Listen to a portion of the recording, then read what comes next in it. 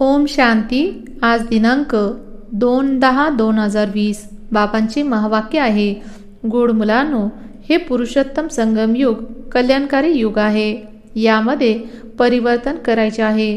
तुम्ही कनिष्ठापासून उत्तम पुरुष बनत आहात. प्रश्न: या ज्ञान मार्गामध्ये कोणती गोष्ट विचार केल्याने किंवा बोलण्यामुळे कधीच प्रगती होऊ शकत नाही? उत्तर: वैश्विक नाटकामध्ये असेल किंवा भाग्यामध्ये असेल तर पुरुषार्थ करू. वैश्विक नाटक करून घेईल असा विचार केल्याने किंवा बोलण्यामुळे प्रगती होऊ शकणार नाही असे म्हणणे चुकीचे आहे.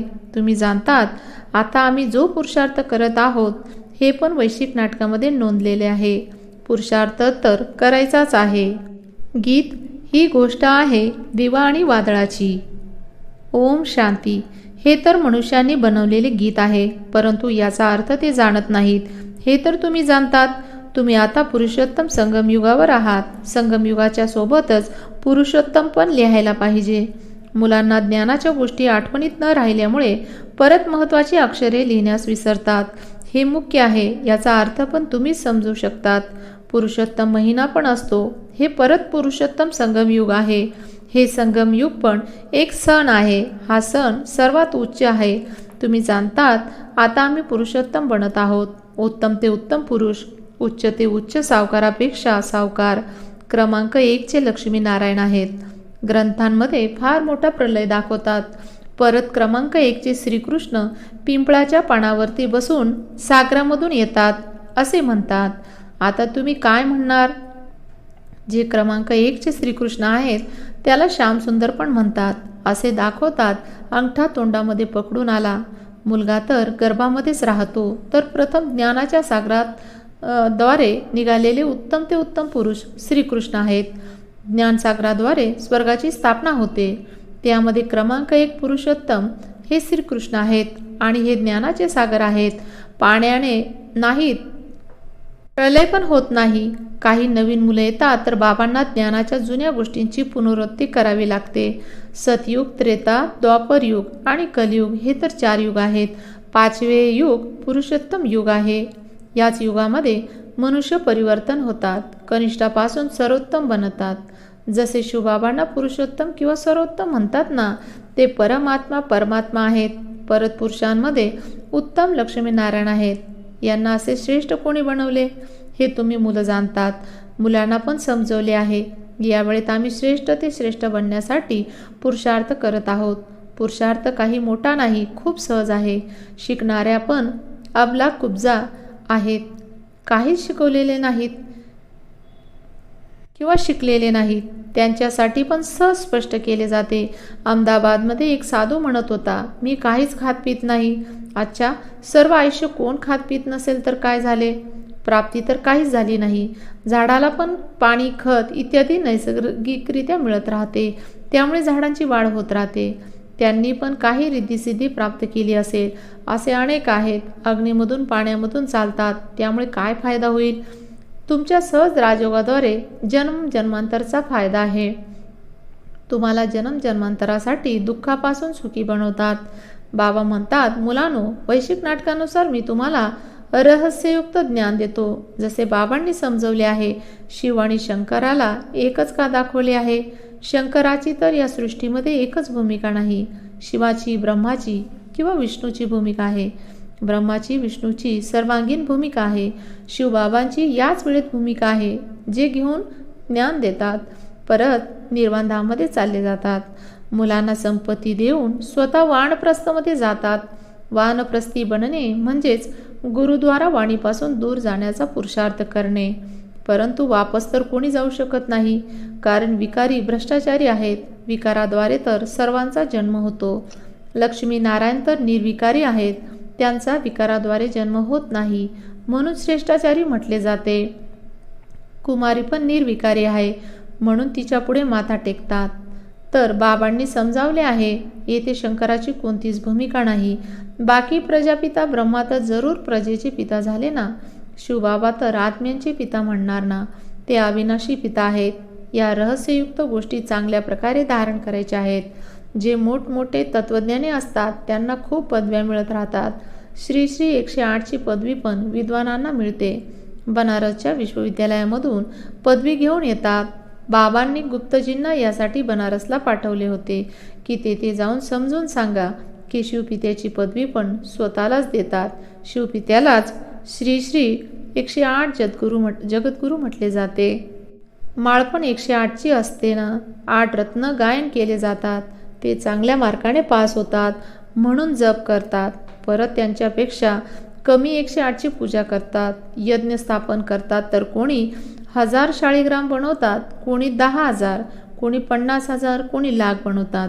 मातीची बनवून परत यज्ञ स्थापन करतात. जसे शेट तसेच यज्ञ करतात. मोठे शेट असतील तर लाख शाळीग्राम बनवतात. बाबांनी समजावले आहे, माळ तर मोठी आहे ना. 16,108ची माळ बनवतात. हे तुम्हा मुलांना बाबा सन्मुख समजवत आहेत. तुम्ही सर्व भारताची सेवा बाबांच्या सोबत करत आहात. बाबांची पूजा होते तर मुलांची पण पूजा व्हायला पाहिजे. हे जाणत नाही की रुद्रपूजा का होते. मुलं तर खूप सर्व शिवबाबांची आहेत. या वेळेत सृष्टीची खूप लोकसंख्या आहे. यामध्ये सर्व शिवबाबांची मुले आहेत. परंतु मदतगार सर्व बनत नाही. यावेळेत तुम्ही जितकी आठवण कराल तेवढे उच्च बनतात. असे कोणाची ताकद नाही जे या गोष्टी समजवतील. म्हणून असे म्हणतात, ईश्वराचा अंत कोणी जाणू शकत नाही असे समजतात. बाबा येऊन समजवता. बाबांनाच ज्ञानाचे सागर म्हटले जाते. तर जरूर ज्ञान देतील. ना प्रेरणाची ना गोष्टीची तर आहे. भगवानच काही प्रेरणाद्वारे समजवतात का. तुम्ही जाणतात त्यांच्याजवळ सृष्टीच्या आधीमध्ये अंतचे ज्ञान आहे. ते परत तुम्हा मुलांना ऐकवतात. हा तर निश्चय आहे. निश्चय असताना पण परत त्यांना विसरतात. बाबांची आठवण करणे हे या शिक्षणाचा मुख्य उद्देश आहे. आठवणींच्या यात्रेद्वारे कर्मातीत अवस्था प्राप्त करण्यामध्ये कष्ट लागतात. यामध्ये मायाची विघ्न येतात. ज्ञान घेताना इतकी विघ्न येत नाही. आता शंकरासाठी म्हणतात, तिसरा नेत्र उघडला तर विनाश होतो. असे म्हणणे पण बरोबर नाही. बाबा म्हणतात, न मी विनाश करतो न ते करतात. हे चुकीचे आहे. देवता थोडेच पाप करतील. आता शिवबाबा या गोष्टी समजावत आहे. हा आत्म्याचा रथ आहे. प्रत्येक आत्म्याची आपल्या रथावरती सवारी आहे. बाबा म्हणतात, मी यांचे शरीर भाड्याने घेतो म्हणून माझा दिव्य जन्म म्हटले जाते. आता तुमच्या बुद्धीमध्ये 84चे चक्र आहे. तुम्ही जाणतात आम्ही घरी जातो, परत स्वर्गामध्ये येऊ. बाबा खूप सहज करून समजवतात. यामध्ये नाराज व्हायचे नाही. काही जण म्हणतात आम्ही शिकलेले नाही, मुखाद्वारे काही निघत नाही. परंतु असे होत नाही. मुख तर जरूर चालत राहते. जेवण करतात तर मग मुख तर चालते ना. वाणी निघू शकणार नाही असे होऊ शकत नाही. बाबांनी खूप सहज समजवले आहे. काही मौनमध्ये राहतात तर इशारा करतात की त्यांची आठवण करा. सुख करता दुःख हरता तर एकच दाता आहे. भक्ती मार्गामध्ये खूप आहेत. या वेळेत पण दाता आहेत. परत वानप्रस्थामध्ये शांती तर आहेच. मुलं पण शांतीधामध्ये राहतात. त्यांची भूमिका पण नोंदलेली आहे. जे कार्यामध्ये येतात. आता तुमची भूमिका आहे विश्वाला नवीन बनवणे. त्यांचे नाव तर खूप चांगले आहे. स्वर्गीय ईश्वरीय पिता. बाबा स्वर्गाचे रचनाकार आहेत. बाबा नर्क थोडे स्थापन करतील. जुनी दुनिया कोणी स्थापना करते का. घर नेहमी नवीन बनवले जाते. शिवबाबा नवीन दुनियेची स्थापना ब्रह्माद्वारे करतात. त्यांना भूमिका मिळाली आहे. येथे जुन्या दुनियेचे मनुष्य आहेत. सर्व एक दुसऱ्यांना दुःख देत राहतात. तुम्ही जाणतात आम्ही शिवबाबांची संतान आहोत. परत शरीराद्वारे प्रजापिता ब्रह्माची मुले झालेत तर दत्तक झाले ना. आम्हाला ज्ञान ऐकवणारे शिवबाबा रचनाकार आहेत. आपल्या रचनेच्या आधी मध्य अंतचे ज्ञान ऐकवतात. तुमचा मुख्य उद्देश आहे असे श्रेष्ठ बनणे. मनुष्य पहा किती खर्च करून मार्बल इत्यादींच्या मूर्ती बनवतात. हे ईश्वरीय विश्वविद्यालय विश्वविद्यापीठ आहे. संपूर्ण विश्वाला परिवर्तन केले जाते. त्यांचे सर्व चरित्र आसुरी आहेत. आदी मध्य अंत दुःख देणारे आहेत. हे ईश्वरीय विद्यापीठ आहे. ईश्वरीय विद्यापीठ एकच असते जे ईश्वर येऊन सुरू करतात, ज्याद्वारे संपूर्ण विश्वाचे कल्याण होते. मुलांना आता सत्य आणि असत्यचे ज्ञान मिळाले आहे. हे दुसरे कोणी समजावू शकत नाही. तुम्हा मुलांना सत्य असत्याची समज मिळाली आहे. त्याला समजवणारे एकच सत्यम शिवम आहेत. त्याला सत्य म्हटले जाते. बाबा येऊन प्रत्येकाला सत्यवान बनवतात. सत्यवान बनतील, परत मुक्तीमध्ये जाऊन जीवन मुक्तीमध्ये येतील. या विनाशी नाटकाला तुम्ही मुलं जाणतात. सुरुवातीपासून अंतकाळापर्यंत भूमिका करण्यासाठी क्रमानुसार येत राहतात. हा खेळ चालत राहतो.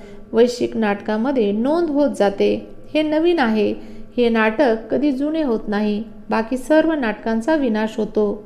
हे अविनाशी नाटक आहे. यामध्ये सर्वांची अविनाशी भूमिका आहे. अविनाशी खेळ किंवा मांडवा किती मोठा आहे. बाबा येऊन सृष्टीला परत नवीन बनवतात. ते सर्व तुम्हाला साक्षात्कार होतील. जितके जवळ याल तेवढी खुशी होत राहील. साक्षात्कार कराल. तुम्ही म्हणाल, आता भूमिका पूर्ण झाली. वैश्विक नाटकाची पुनरावृत्ती होईल. परत नव्याने भूमिका करायची आहे. जो कल्पापूर्वी केला होता यामध्ये जरा पण फरक पडू शकत नाही. म्हणून जितके शक्य होईल तेवढे तुम्हा मुलांना उच्चपद मिळवायचे आहे. पुरुषार्थ करायचा आहे. यामध्ये संभ्रमित व्हायचे नाही. हे नाटक जे करायचे असेल ते करून घेईल असे म्हणणे चुकीचे आहे.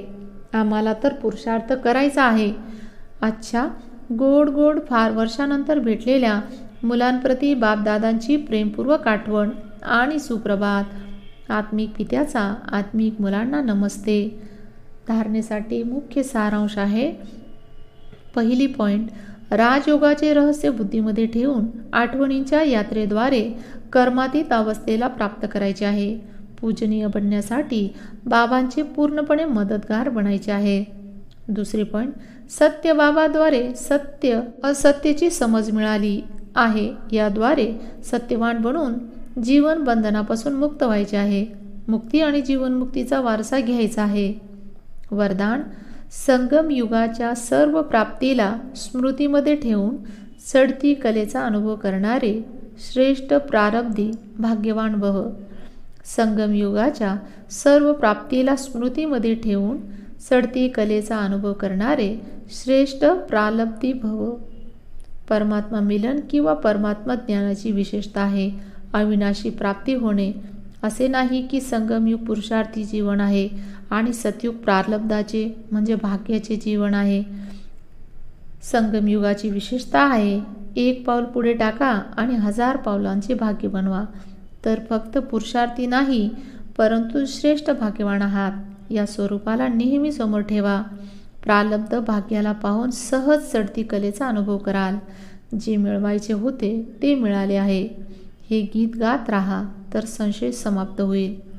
आजच्या मुरलीचे बोधवाक्य आहे, ब्राह्मणांचा श्वास हिम्मत आहे ज्याद्वारे कठीण ते कठीण कार्य पण सोपे होते.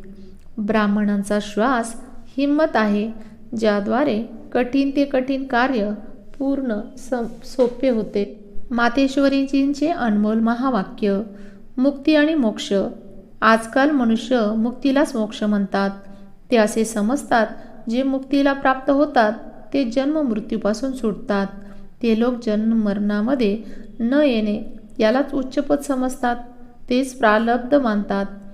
जीवनमुक्ती परत त्याला समजले जाते जे जीवनामध्ये राहून चांगले काम करतात. जसे धर्मात्मा लोक आहेत त्यांना जीवनमुक्त समजतात. बाकी कर्मबंधनापासून मुक्त होणे ते तर करोडोमधून काहीच समजतात. आता हे आहे त्यांचे मत. परंतु आम्हाला तर परमात्माद्वारे ज्ञान मिळाले आहे की जोपर्यंत मनुष्य विकारी कर्मबंधनापासून मुक्त होत नाहीत तोपर्यंत आधी मध्य अंताच्या दुःखापासून मुक्त होऊ शकत नाही. तर यापासून मुक्त होणे ही पण एक अवस्था आहे. तरीही जेव्हा प्रथम ईश्वराला ज्ञानाला धारण करतील तेव्हाच या स्थितीला धारण करू शकाल आणि त्या स्थितीला प्राप्त करून देणारे स्वतः परमात्मा पाहिजे. कारण मुक्ती जीवन मुक्ती तेच देतात. ते पण एकाच वेळेत येऊन सर्वांना मुक्ती जीवन मुक्ती देतात. बाकी परमात्मा काही नवीन वेळेत येत नाही. आणि असे समजू नका की परमात्माच सर्व अवतार धारण करतात. ओम शांती.